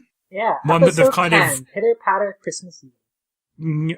Yeah, that's the one. And where they basically, and it's a bit different in the manga again. Mm-hmm. Lum gets wind of this situation and just wants to, and everyone wants to see Ataru utterly humiliated because he's being such a prick.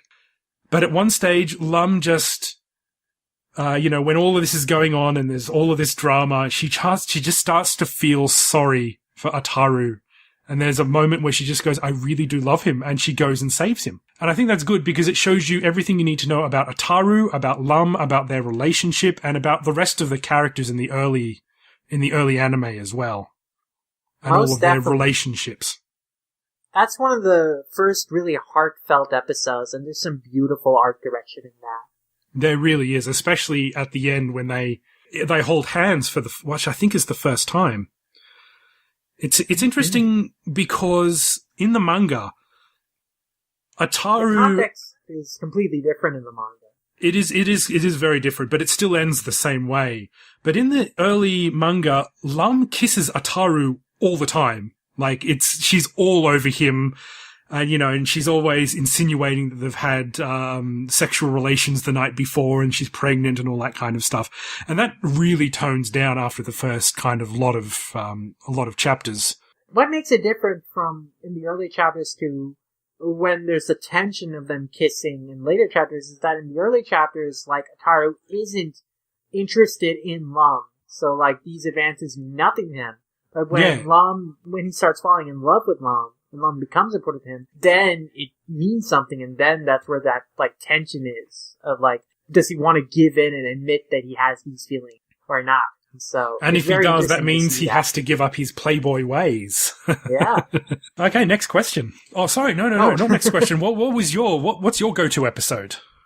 Well, it's funny, because a couple of years ago, on the Animation Revelation forums, I actually recommended 10 episodes that I thought would be great places for people to kind of, try and get a sample of, like, the range of what the anime in particular had to offer in terms of the kind of stories Urusei Yatsura could tell. So Pitter Patter Christmas Eve was one of them. I also had the Great Space Matchmaking Operation where, like, Lum is whisked back to her home planet under a scheme by her father to get her married to someone else because he doesn't think that Ataru is a good fiance for him. And then Ataru catches wind of this and then goes to crash the matchmaking party.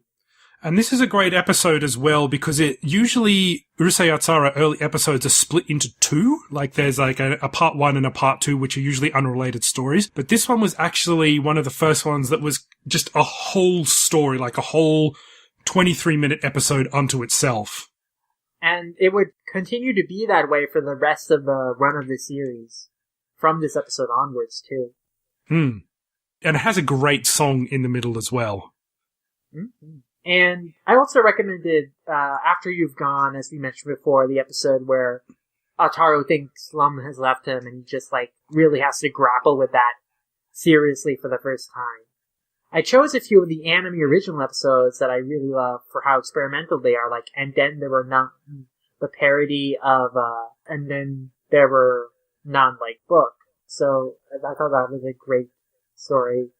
Parallel World, Where's Darring, the first episode of the Kazuo Yamazaki era of the anime, where, Lum is, like, slipping into different parallel worlds, where she's not Ataru's fiancé and stuff. The episode where Ron makes Ayuki upset, and, she tries to avoid being, like, punished by her, confronted by her. It's a great one. I do love that one. It's interesting to know that there are a lot of anime episodes which have nothing to do with the original run of Takahashi's manga, because they were being produced quicker than the manga was coming out. And there is 195 of these episodes, so some of them are going to be fully original, that Takahashi had very little to do with. I think all she really had to do was just sign off on stories. Basically, though, it's interestingly enough, not as many of them are anime original as you might think. I did a anime manga comparison chart a long time ago, kind of looking at what episodes correspond to what chapters, and I found that, like, only about 20 or so episodes of the anime were anime original. Which, when you compare to Ranma half, where like half of that series was anime original, it's actually quite surprising to me that they actually were able to take most of the chapters and flesh them out into full-length 22-minute stories without having to invent completely original stories. Urusei Yatsura did it a lot better than Ranma half, because I think by the end of Ranma half's anime, it kind of fell over a little bit because Takahashi, they had nothing to draw from. And a lot of those, I think the last season was actually very, very different in tone. Yeah, the last couple episodes of Ranma half were definitely focused more on anime original episodes.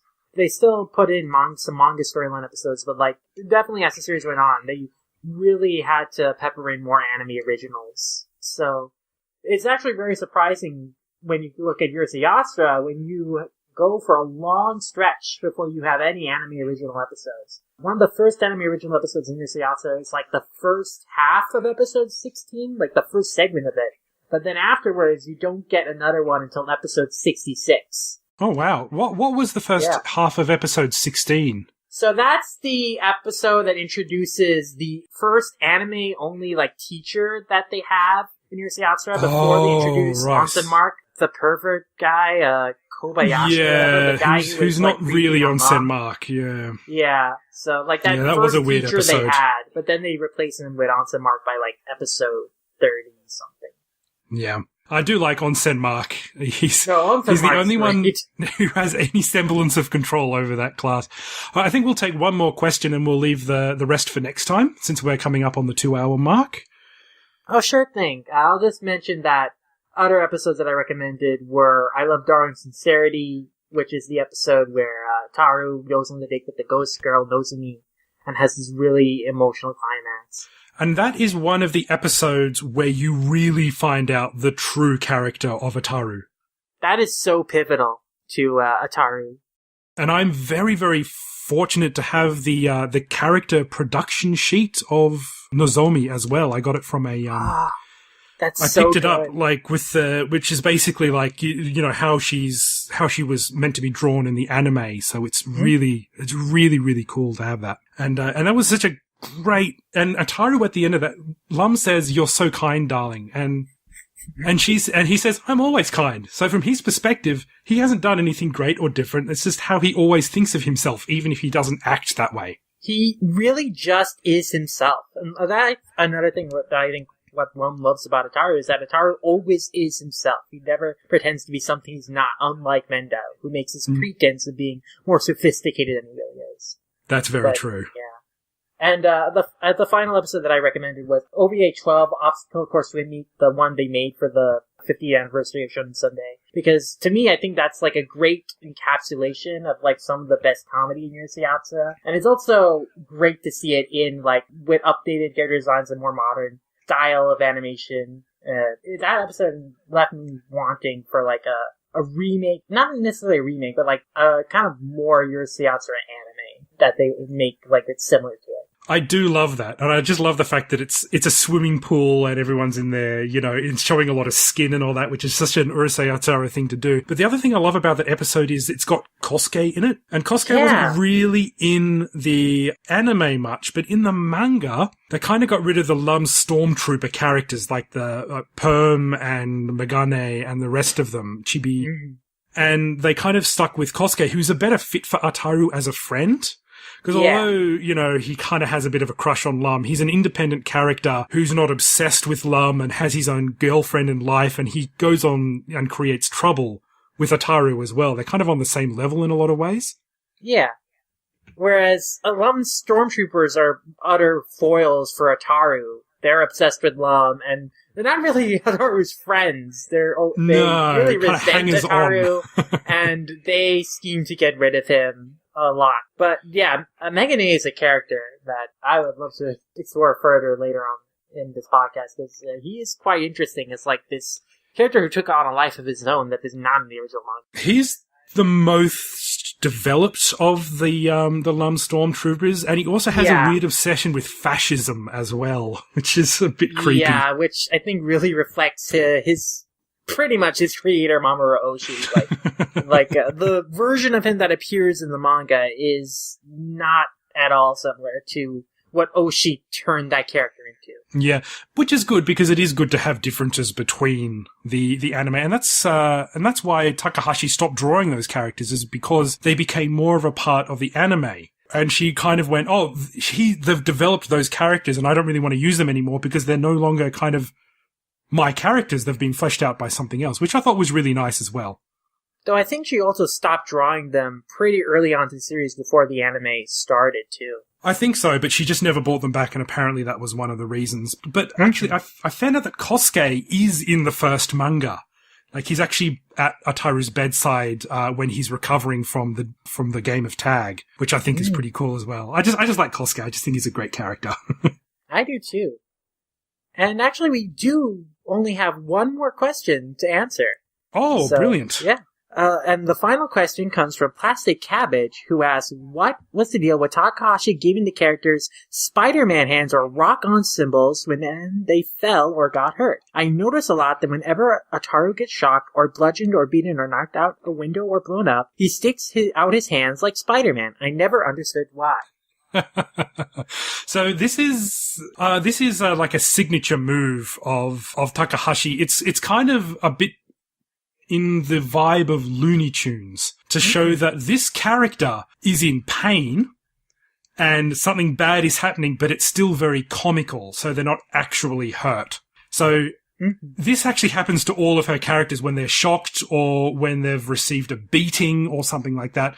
You'll notice that Ranma does it in the fights in Ranma Half when he just gets hit by a frying pan or a mallet by a Kane, he'll make those fingers. But when he's in an actual fight, he won't do that because it's to signify that this is serious. And I think it's like a signature move of Takahashi to say, this is funny and comical and the characters will be fine. Yeah. And it does look funny. Oh yeah, it's a way to distinguish between slapstick violence and serious violence. So even in Inuyasha, you'll see this happen during slapstick moments too. And this is really a common trope that Takahashi uses in all her series, really. And it is good to have a signature style like that. There's just like this one little piece that kind of just is across all of her body of work. It's just this one little nice symbol that they do when they're getting hurt, which is, it's very comedic. And I think it works for all the situations that it's in. Mm-hmm.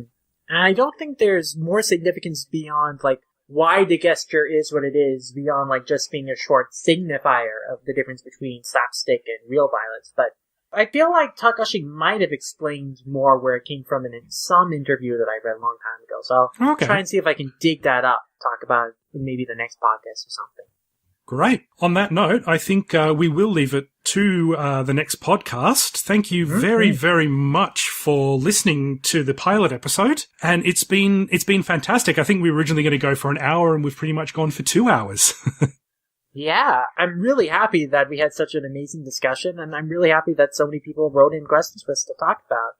And man, there's just so much more that I think both of us have to say on Urusei Yatsura, which is why we're doing this podcast, because this is something that both AC and I had been kind of thinking about doing, like, individually, like, for some time, and then we found out, oh, hey, you have this idea for Urusei Yatsura podcast? Let's collaborate, let's do it together.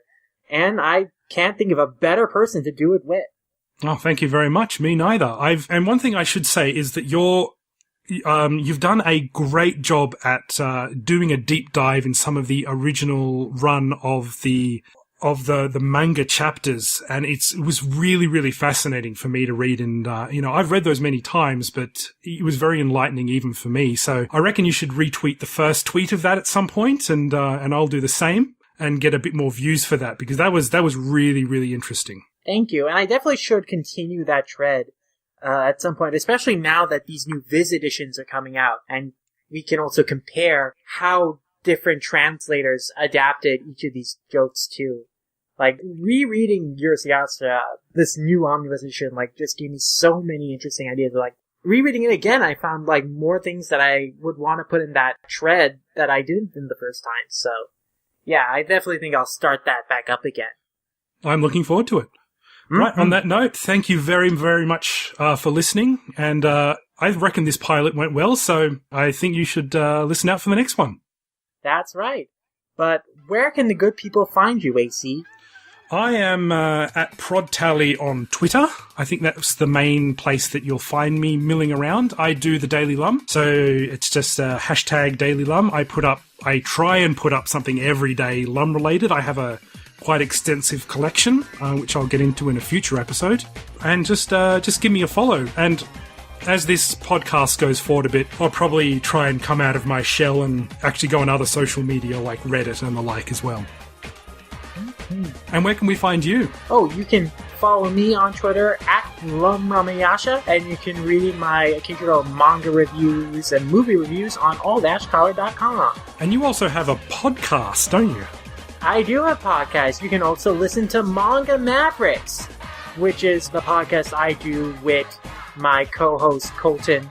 We discuss manga news, we do reviews and retrospectives on manga series that we really love. It's a great podcast. It's on pretty much any podcast and listening platform of your choice. We are on YouTube, we've got a Discord, we're on Twitter at Manga_Mavericks. Hit us up and listen to our stuff. We've got a lot of episodes and we've got a lot of exciting podcasts coming in the future. Excellent. I also do my own podcast. It is Game Life Balance Australia. It actually has nothing to do with manga or anime, but we talk about a lot about just our lives and retro video games for the most part. I also talk a lot about my experiences in Japan on that one as well. So if you're a fan of that sort of stuff, hit us up. Mm-hmm. And as for this podcast, I think that we'll be working out like where you'll be able to find it. We should have an Apple Podcast account up for it soon. We'll probably set up a YouTube channel, but this is the first inaugural episode of the LumSquad podcast. You can probably follow us on social media pretty soon too. This is all getting started up right now, so there's a lot of stuff that we'll be planning out and getting started, but I'm excited to see where we'll be going. Me too, I'm really excited about this, and thank you so much for listening. Mm-hmm. Bye, chat!